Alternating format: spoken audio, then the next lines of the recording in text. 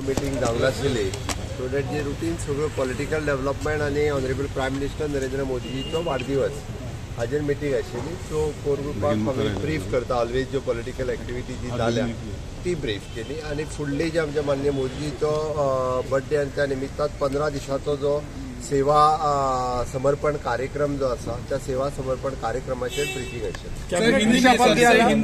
आज कुछ नहीं, हमारे पार्टी की कोर ग्रुप की मीटिंग थी जो उसमें जो पॉलिटिकल डेवलपमेंट हुआ उसके बारे में पूरा ब्रीफ किया और honourable prime minister Narendra Modi ji का जो बर्थडे है उस बर्थडे का सेवा समर्पण बोल के जो हम 15 दिन का कार्यक्रम पूरे राज्य भर पूरे पार्टी की सभी यूनिट पे कर रहे हैं उसका डिटेल्स कैबिनेट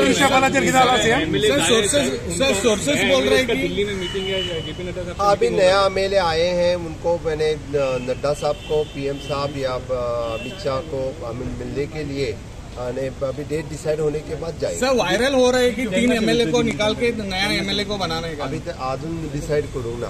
अरे कोण कितें व्हायरल करता ते म्हाका कित्याक सांगतात. कॅबिनेट रिशफल कित्याक केला हा याचा सीएम कॅबिनेट रिशफल हा या दिसांनी कांयच ना. दिल्ली वचपाचें आहा सोमारा. दिल्ली वयतलो सोमारा वयतले.